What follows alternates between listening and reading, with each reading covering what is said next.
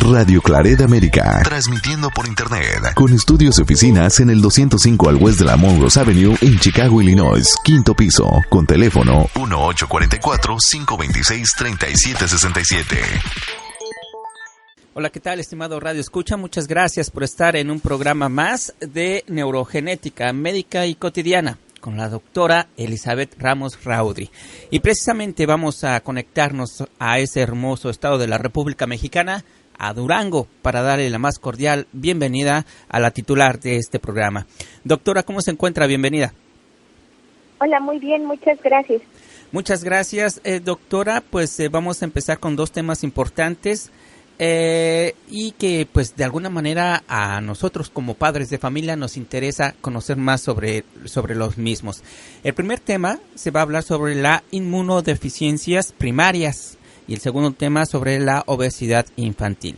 Así es que, bueno, doctora, vamos a empezar con el primer tema, inmunodeficiencias primarias. ¿Qué es esto, doctora? Bueno, las inmunodeficiencias primarias son un grupo de aproximadamente 200 enfermedades que son de origen genético, donde va a haber alteración tanto en las células como en el número celular como en la función de la respuesta inmunológica. Entonces, estos pacientes van a tener una predisposición mucho más alta de la población en general hacia las infecciones, pero también hacia procesos autoinmunes, de alergia y de cáncer. Entonces, es muy importante que ante pacientes que tienen infecciones recurrentes, además de acudir al pediatra, quien debe de derivar también al inmunólogo, se considere también acudir a un médico genetista.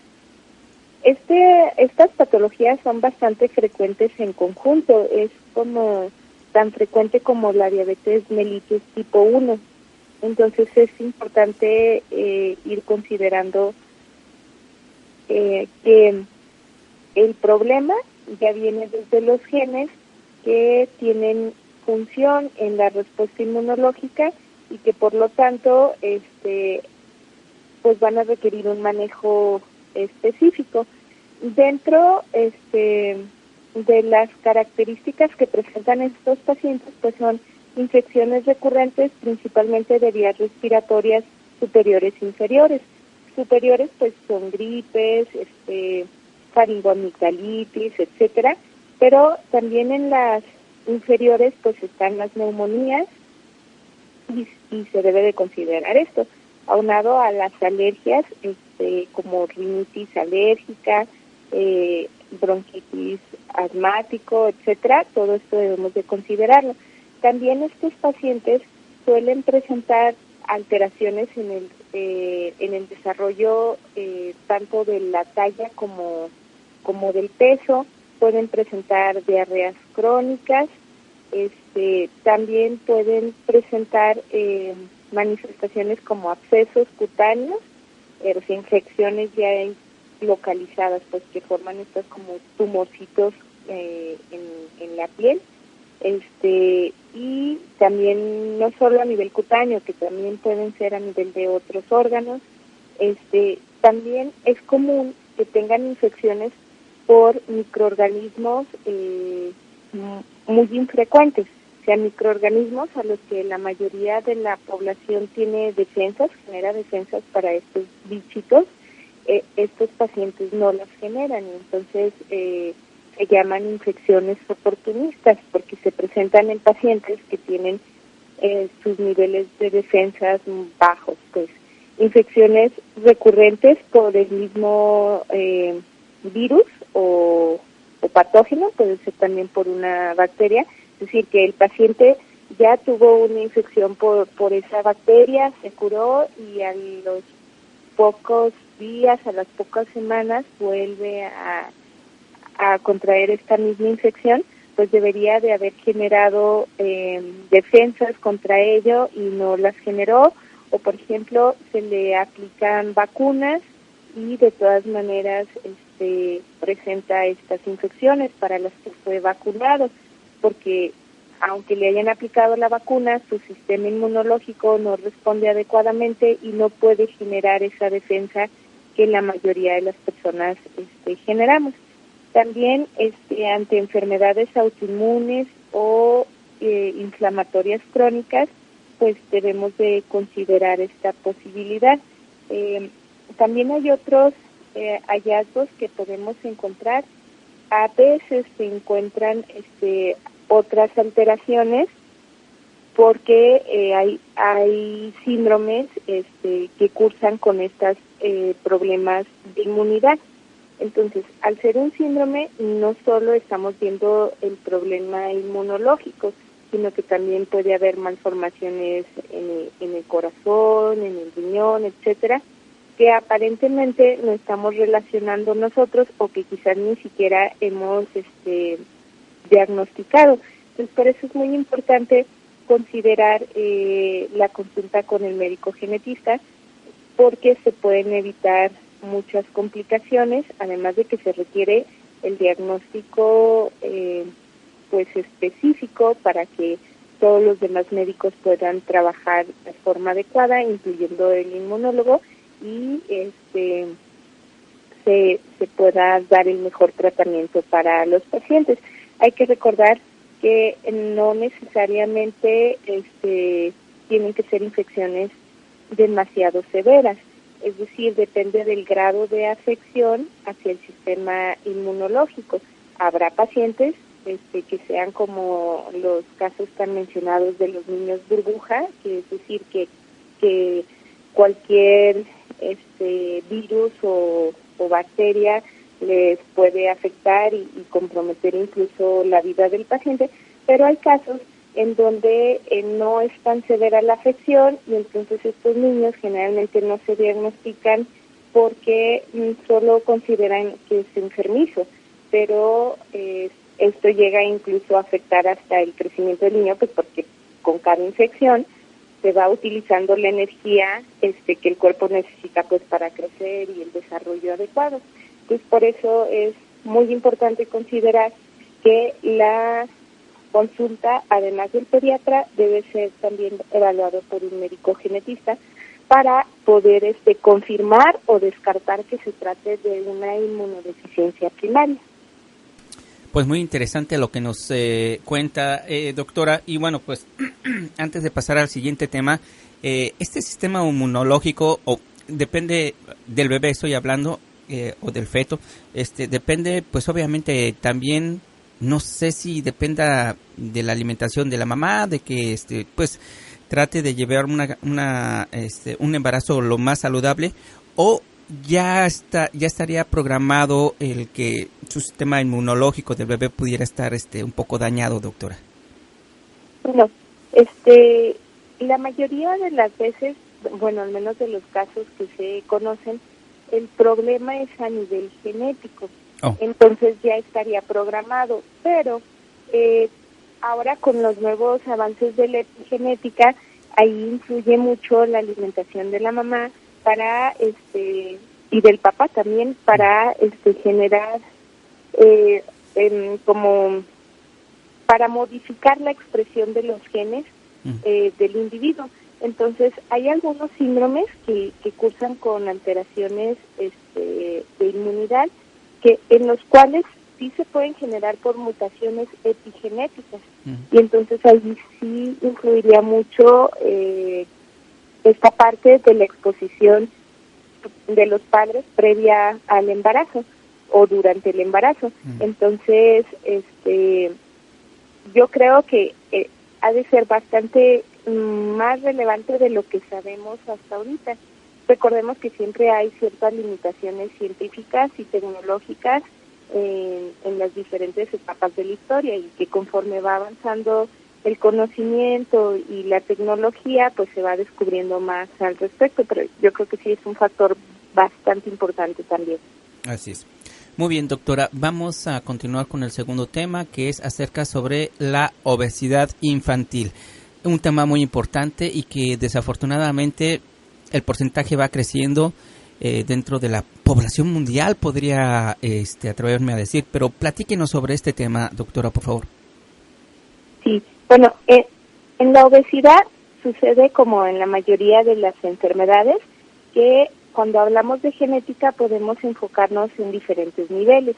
El nivel más amplio se llama multifactorial, donde yo tengo factores genéticos que son factores de riesgo, no determinantes, factores de riesgo, pero que se requiere también que interactúen con el ambiente para generar el problema, en este caso la obesidad. Pero también hay otros niveles en donde la afección de un solo gen o de varios genes, que se podría llamar como monogénico o poligénico, va a determinar el problema, en este caso la obesidad. Y también pues hay alteraciones cromosómicas, como sería un ejemplo muy clásico sería el síndrome de Down, donde los pacientes con síndrome de Down pues tienen un cromosoma 21 extra, y este cromosoma tiene aproximadamente 310 genes más, pues. Y esos 310 genes pues condicionan una serie de alteraciones a nivel de múltiples órganos, pero estos pacientes también tienen predisposición a la obesidad, los pacientes con síndrome de Down. Entonces ahí estaríamos viendo un nivel cromosómico. Entonces es importante recalcar que todo niño que presente obesidad debe de ser valorado por el pediatra o el endocrinólogo pediatra, pero también por un médico genetista. ¿Por qué? Porque muchas de las veces se pasan por alto diversas condiciones que te van a llevar a una obesidad. Ahora, no todos los genes que estén afectados, que al afectarse causen obesidad, te van a dar otras manifestaciones aparte de la obesidad, o inclusive si te dan otras manifestaciones, no necesariamente llegan a ser malformativos. Y esto es importante porque a veces ves los pacientes, les ves algo de obesidad, pero dices, es que no tiene un dedito de más, no tiene esta malformación, entonces genético no es. Y le quitas al paciente la oportunidad de llegar a un diagnóstico adecuado y por lo tanto a un tratamiento que le prevenga esta y otras complicaciones. También muchos de los genes no solo tienen que ver con el metabolismo de los nutrientes, sino que tienen que ver a veces con generar ansiedad, y una ansiedad mal controlada o con generar dolor te va a predisponer a la obesidad. ¿Por qué? Bueno, pues porque cuando tú comes liberas también endorfinas, y estas endorfinas pues mitigan un poco el dolor o la ansiedad que estás sintiendo en ese momento. Entonces pues estas personas tienden a comer más frecuentemente que la mayoría de la población. Sin embargo, también hay que recordar que en la población pues cada vez nos estamos haciendo como más sedentarios, que los hábitos alimenticios pues no son los más adecuados, y que esto ha hecho que se esté volviendo un problema de salud pública. Bueno, de hecho ya es un problema importante de salud pública.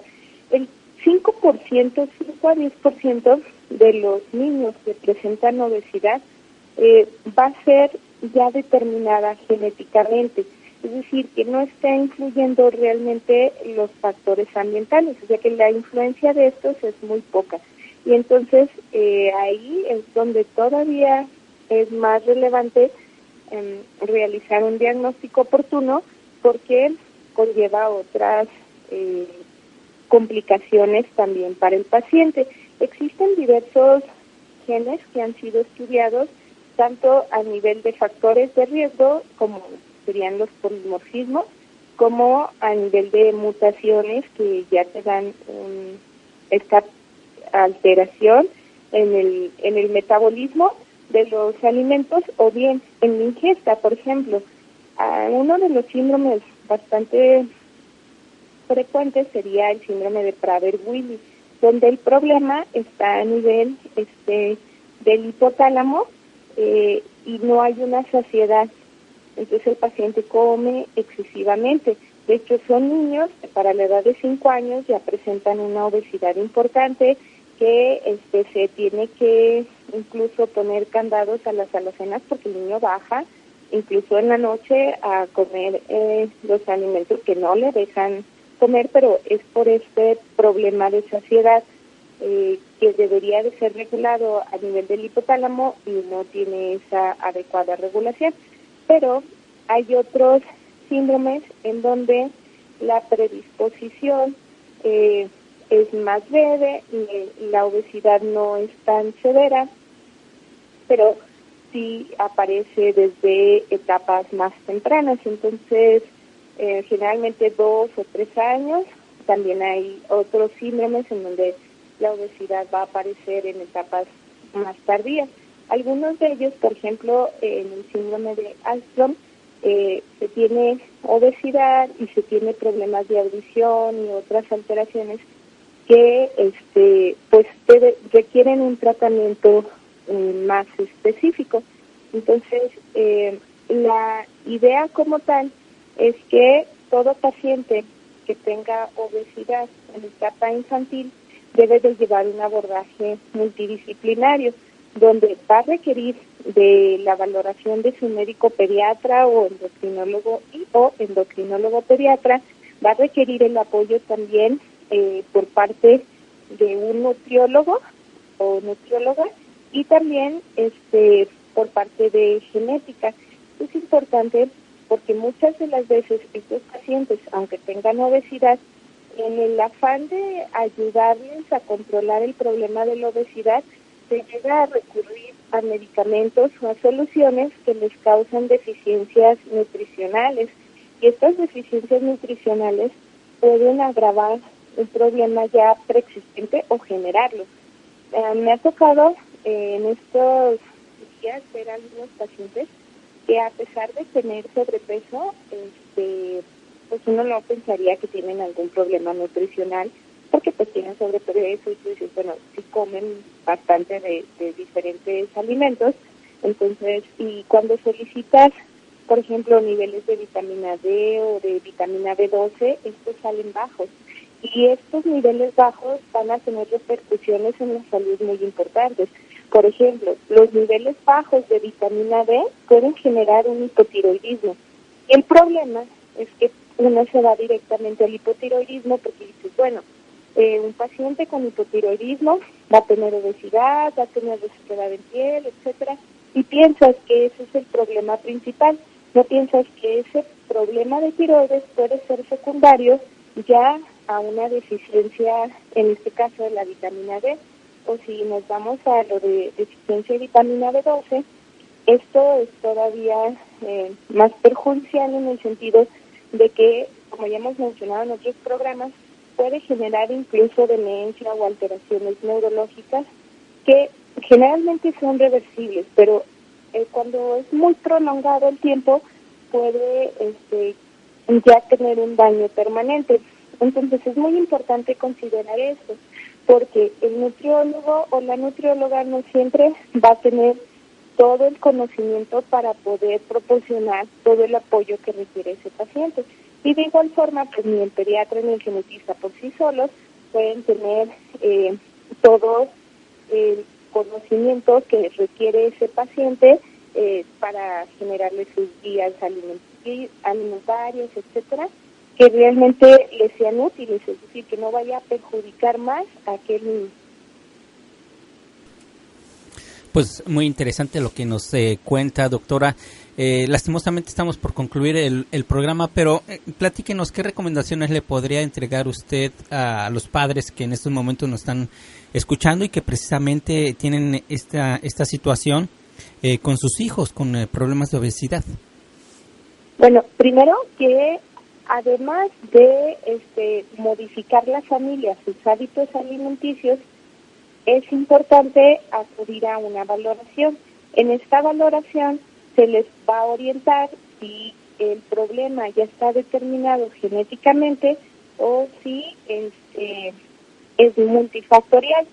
Y también pues tener cuidado con la automedicación, porque hay diversos medicamentos que interfieren, por ejemplo, en la absorción de las grasas y se ve fácil, incluso algunos médicos erróneamente lo llegan a recomendar, pero puede generar mayores problemas en cuanto a estas deficiencias nutricionales, sería lo principal. Entonces, que ante un problema de obesidad infantil, no necesariamente el problema está en la familia, en la forma de alimentarse. Entonces, lo primero que hay que hacer es una evaluación integral, donde se vea la historia familiar, la exploración física, todo a detalle, y entonces se determine en dónde está el mayor punto para trabajar. Puede ser quizá en la educación hacia la familia, o puede ser en el seguimiento médico, o dependiendo del caso.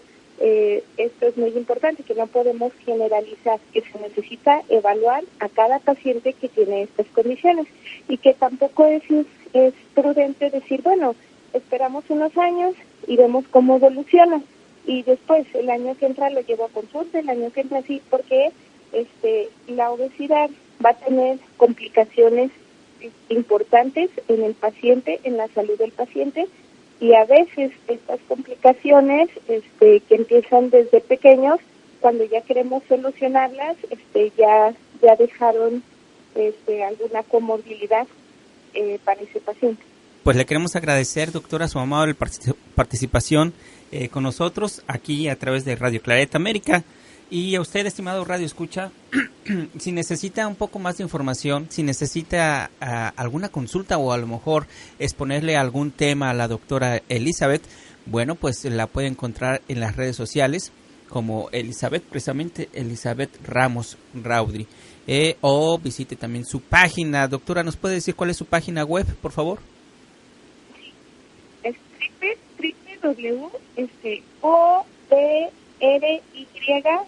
www.neurogenética.com. Perfecto, pues aquí está la información. Si se le dificulta, bueno, pues mándenos un correo electrónico a radioclaretaamerica@gmail.com y nosotros con todo gusto se lo haremos llegar a la doctora Elizabeth. Doctora, muchas gracias por su participación. Gracias. Y a usted, estimado Radio Escucha, muchas gracias también por su sintonía. Esperamos contar con la misma la próxima semana. Por lo pronto le mandamos un fuerte abrazo. Cuídese mucho. Hasta la próxima. Radio Clareta América.